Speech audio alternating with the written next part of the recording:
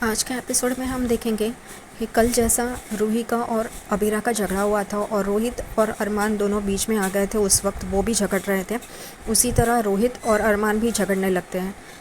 और फिर ये सब देख के दादी सा बीच में आ जाती है और कहती है, रुक जाओ तुम सब लोग रुक जाते हैं। और दादी सा कहते हैं अबीरा को कि क्या मुझे भी पता है कि तुम्हारे माता पिता का नाम नहीं डाला है, इसलिए तुम गुस्सा हो। मुझे भी बुरा लगा है, मुझे भी गुस्सा आया, पर इसका मतलब ये तो नहीं कि तुम हाथापाई पे आ जाओ।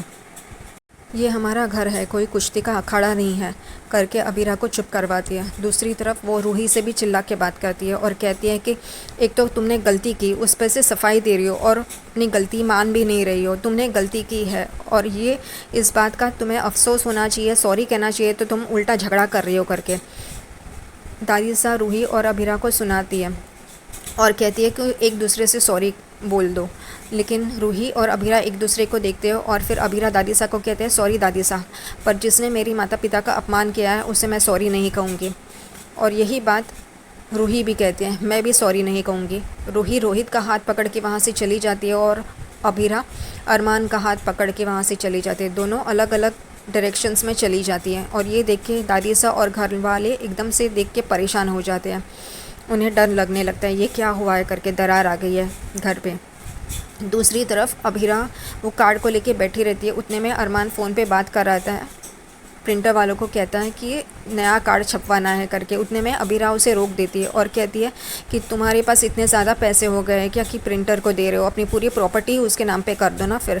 तो वो कहता है कि फिर क्या ऑप्शन है, क्या सोल्यूशन है कोई सोल्यूशन तुम्हारे पास। तो वो एकदम से सोचती है और कहती है हाँ करके। और वो एक स्ट्रिप पे उसके माता पिता का नाम लिख के वो स्ट्रिप उस नाम की जगह पे चिपका देते हैं और वो सही से उसी तरह से दिखने लगता है जैसे उस कार्ड पे उनका नाम छपवाया है। और ये देख के अरमान भी बहुत ही खुश हो जाता है। अरमान कहता है तुम्हारे पास हर बात की सोल्यूशन है ना, हर मुश्किल का सोल्यूशन तुम्हारे पास ही है ना। तो वो सोल्यूशन वाली मुझे बहुत पसंद है। इससे उन दोनों का रोमांस शुरू हो जाता है। एक दूसरे को बहुत ही अच्छी तरह से वो संभालते हैं, समझते हैं और एक दूसरे की रिस्पेक्ट करते हैं।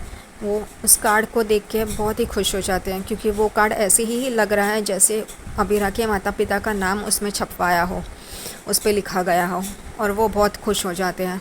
दूसरी तरफ रूही रो रही होती है। रोहित उसे पूछता है कि क्या तुमने जानबूझकर तो नहीं किया ना, क्योंकि तुम्हारा झगड़ा अबीरा भाभी से है, इस वजह से तो तुमने ये जानबूझकर तो नहीं किया है ना। तो रूही और नाटक शुरू कर देती है, कहती है कि मुझे अबीरा ने थप्पड़ मारा उसका बुरा नहीं लगा, लेकिन तुम मुझ पे शक कर रहे हो उस बात का बुरा लग रहा है। और रोहित तो पागल ही है, वो पिघल जाता है और रूही को कहता है नहीं नहीं, मैं जानता हूँ तुम्हारे साथ आज बहुत ही गलत हुआ है करके। उसे अपने बाहों में लेता है और कहता है तुम डरो मत, मैं माँ से बात करता हूँ करके, अभी चलो बाहर चलो। तो वो कहते हैं क्यों बाहर नहीं जाना मुझे, मैं यहीं पे रहूँगी, तुम्हें जाना है तो तुम जाओ। तो वो कहता है बाहर जाओगी खुली हवा में तो तुम्हें अच्छा लगेगा करके। वो उसका हाथ पकड़ के उसे वहाँ से लेके चले जाता है। दूसरी तरफ विद्या मासा के पास आती है और कहती है आपने जैसे हल्दी का उपटन बनाने के लिए कहा था वैसे ही बना दिया है मैंने। तो वो दादी सा विद्या से कहती है कि मैंने उस लड़की के लिए ज़्यादा असर वाला उपटन बनाने के लिए कहा था, तुमने वैसे ही बनाया है ना। तो विद्या सोच के बोलती है हाँ करके। तो दादी सा कहती है कि मैं अरमान का उपटन लेके जाती हूँ, तुम उस लड़की को दे दो। और वो कहती है कि उस लड़की की रिस्पॉन्सिबिलिटी, ज़िम्मेदारी तुम्हारी, जैसे तुम शादी करके इस घर में आई थी तभी हमने तुम्हारी ज़िम्मेदारी ली थी, वैसे ही तुम्हें अब अबीरा की ज़िम्मेदारी लेनी है। अगर उससे कोई गलती होती है तो पहला सवाल हम तुमसे पूछेंगे करके। और वहाँ से चली जाती है। विद्या सोच में पड़ जाती है कि ये जो मासा ने कही है बात वो तो सही है, लेकिन वो ये कहती है कि मैं अबीरा को कोई गलती करने ही नहीं दूंगी, मैं उसका पूरी तरह से ध्यान रखूंगी, मैं उसे समझाऊंगी, उसका ध्यान रखूंगी। अरमान अपने कमरे में काम कर रहा होता है, उतने में दादी सा उपटन लेके आती है और उसे कहती है ये तुम्हारा उपटन है, इसे लगाओ। तो वो कहता है दादी सा अभी मैं काम कर रहा हूँ, मैं बाद में लगाता हूँ। तो दादी सा उसे कहती है नहीं अभी लगाओ। तो वो रिक्वेस्ट करता है दादी सा को। फिर दादी सा वहाँ पर उपटन रख के चली जाती है। दूसरी तरफ विद्या अबीरा के पास आती है। अबीरा भी काम कर रही होती है और विद्या उसके गाल पे उपटन लगाती है। वो एकदम से चौंक जाती है और पूछती है ये, अरे माँ आप। तो वो कहती है हाँ तुम्हारे लिए उपटन लेके आई हूँ, चलो लगाओ। तो वो कहती है माँ मैं काम कर रही हूँ ना, मैं बाद में उपटन लगाऊंगी। तो वो कहती है नहीं तुम काम करो, मैं तुम्हें उपटन लगाती हूँ करके। तो वो कहती है जब आप उपटन लगाओगे तो मैं काम कैसे करूँगी। फिर भी विद्या उसे उपटन लगाती रहती है और कहती रहती है कि अगर शादी में दूल्हा अच्छा दिखे और दुल्हन नहीं तो कैसे लगेगा।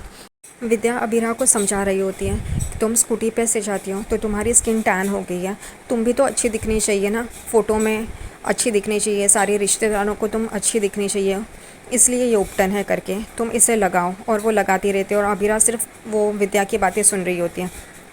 दूसरी तरफ विद्या ये सब करके जा रही होती है, उतने में वो अरमान से टकराती है। वो अरमान को कहती है तुम कहाँ जा रहे हो। तो अरमान कहता है माँ मुझे कोर्ट जाना है एक केस के सिलसिले में, और वो बाय बाय करके वहाँ से चला जाता है। दूसरी तरफ वो देखती है तो अबीरा भी वहाँ से अपनी स्कूटी से जा रही होती है।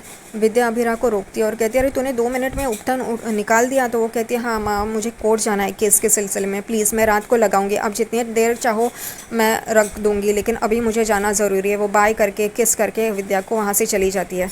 दूसरी तरफ रूही यही कह रही थी कि मुझे अब अच्छी बहू बन के दिखाना पड़ेगा और वो टैग लेना पड़ेगा अच्छी बहू का। इस वजह से वो देखती है कि विद्या आ रही है और वो विद्या के पास जाती है और कहती है कि माँ मैंने ब्यूटी पार्लर वालों से बात कर दी है, हमारे सब लोगों के लिए मैनिक्योर और पेडिक्योर करने के लिए उन्हें बुलाया, उनका अपॉइंटमेंट ले लिया है करके। विद्या रूही को देखती है और कहती है कि लेकिन अबीरा तो बिज़ी है, वो अपने काम में बहुत ही बिज़ी है, वो कहाँ आ पाएगी। यही सुन के रूही को मौका मिल जाता है विद्या को भड़काने का।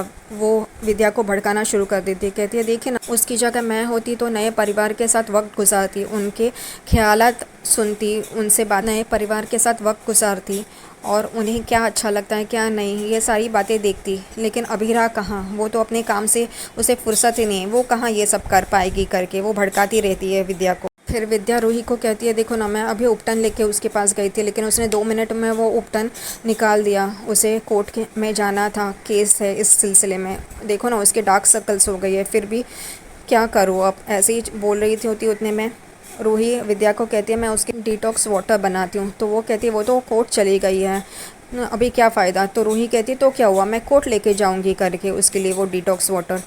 रूही अच्छी बहू का टैग हासिल करने ये सारी चीज़ें कर रही होती है, लेकिन विद्या को ये समझ में नहीं आता। विद्या ठीक है करके वो वहाँ से चली जाती है और रूही कहती है तुम तो बहुत ही ढीठ हो अबीरा, अब मैं अपने थप्पड़ का बदला लूँगी करके।